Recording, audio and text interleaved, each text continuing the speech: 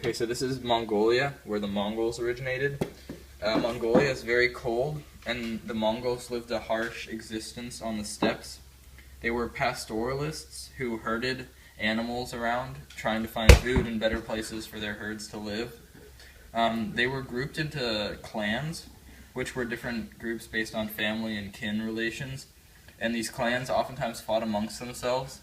And in the year 1200, a leader named Temujin, who was leader of a smaller clan, sought to unify all the clans. And he defeated all of the other clans and gained their trust and respect, and became known as Gengis Khan, or the universal king of the Mongol clans. Khan soon built up the mighty Mongol army.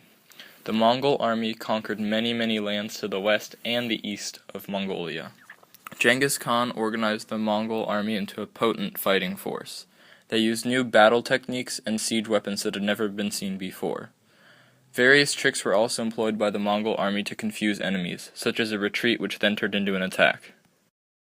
Gengis Khan also tried to terrify his enemies with violence and cruelty. In many cities the Mongols conquered that did not immediately step to end them. They killed every man, woman, child, and animal in the city.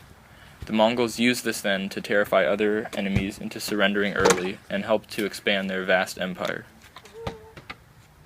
Khan died in 1227 after 27 years of conquering land.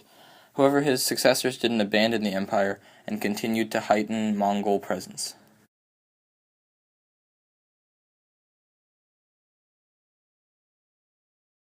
Genghis Khan's death, his son Ogadai increased the size of the empire even more. In 1260, Ogadai also divided the empire into 4 different groups called khanates. Different groups were the Golden Horde of Russia, the Khanate of Chagatai, which was in Central Asia, the Khanate of the Great Khan, which was in modern-day Mongolia and China, and the Il Khanate, which was in Persia and Khwarezm.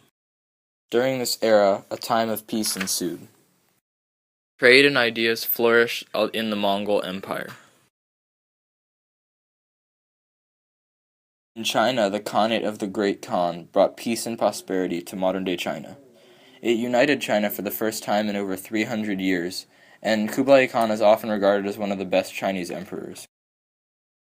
Kublai Khan made a new Chinese dynasty called the Yuan dynasty. It ruled China for over a century.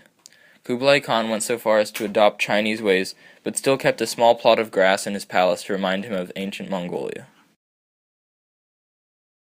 Kublai Khan tried but failed to invade Korea and Japan. However, he was still satisfied with staying in China. Europeans, including Marco Polo, arrived in China and visited Kublai Khan's palace. They came back with tales of wonder and splendor. Under Mongol rule, Chinese trade flourished. Either by land or by sea and by the Silk Road, traders from all over the world came to visit China. However, after Kublai Khan's death in 1294, Mongol China fell apart. Unsatisfied with Mongol rule, Chinese peasants overthrew the government. The Mongol stay in China was over.